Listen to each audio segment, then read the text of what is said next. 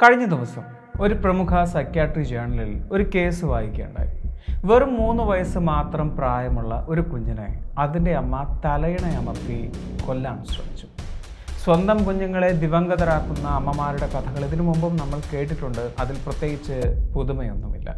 പക്ഷേ ഈ ഒരു കേസിനോട് ചേർന്ന് മറ്റ് 3 കേസുകൾ കൂടി ഞാൻ വായിച്ചു. സൈക്യാട്രി കേസ് വായിക്കുന്നത് പോലെ ആയിരുന്നില്ല ആ 3 കേസുകളും എനിക്ക് തോന്നിയത്. ഒരു ഹൊറർ ത്രില്ലർ വായിക്കുന്നത് പോലെയായിരുന്നു. അതിലൊരു കേസ് എന്നെ വല്ലാതെ ഭയപ്പെടുത്തുകയും ചെയ്തു. ഒരുപക്ഷെ ആ സ്ത്രീ ആ കുഞ്ഞിനെ കൊല്ലാൻ ശ്രമിച്ചതിൻ്റെ കാരണം നോക്കിയാൽ നിങ്ങളും ഞെട്ടിപ്പോവും. അവർ പറയുന്നു, വെറും 3 വയസ്സ് മാത്രം പ്രായമുള്ള ആ കുഞ്ഞ് 2 തവണയാണത്രേ അവരെ കൊല്ലാൻ ശ്രമിച്ചത്. എന്തൊക്കെ മണ്ടത്തരങ്ങളാണ് ഇയാളീ പറയുന്നത് എന്നാവും നിങ്ങളിപ്പോൾ ചിന്തിക്കുന്നുണ്ടാവുക. ഇത് വെറും മണ്ടത്തരമല്ല.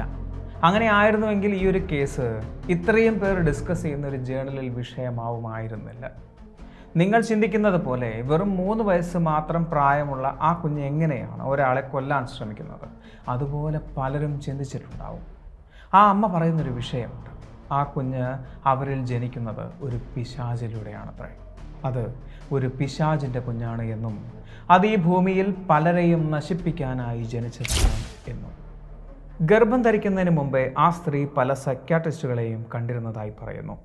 അവരോടെല്ലാം ആ സ്ത്രീ പറഞ്ഞിരുന്നു, ഒരു പിശാച് കഴിഞ്ഞ കുറച്ച് കാലമായി അവരെ ലൈംഗികമായി പീഡിപ്പിക്കുന്നു എന്ന്. എന്നാൽ അതെല്ലാം വെറും തോന്നലാകാമെന്ന് പറഞ്ഞ് ആ കേസിനെ തള്ളിക്കളഞ്ഞ അവർക്കെല്ലാം ഉത്തരം മുട്ടിപ്പോയത് 3 വർഷങ്ങൾക്ക് മുൻപാണ്. ഇംപൊട്ടൻ്റ് എന്ന് മെഡിക്കൽ സയൻസ് മുദ്രകുത്തിയ അവരുടെ ഭർത്താവിൻ്റേതല്ലാത്ത ഒരു കുഞ്ഞിനെ അവർ ഗർഭം ധരിച്ച അന്നു മുതൽ സ്വന്തം ഭർത്താവല്ലാതെ മറ്റൊരു പുരുഷനായും ശാരീരിക ബന്ധമില്ലാത്ത ആ സ്ത്രീ ഉറപ്പിച്ചു പറയുന്നു, അവരുടെ ഗർഭത്തിന് ഉത്തരവാദി മനുഷ്യനല്ലാത്ത, രൂപമില്ലാത്ത, കറുത്ത പുക പോലുള്ള, കരിഞ്ഞ മുടിയുടെ ഗന്ധം മാത്രമുള്ള ആ പിശാചാണ് എന്ന്. കയറിപ്പോരും ചങ്ങായിമാരെ, ബേപ്പൂർ സുൽത്താൻ്റെ ദുനിയാവിലേക്ക്.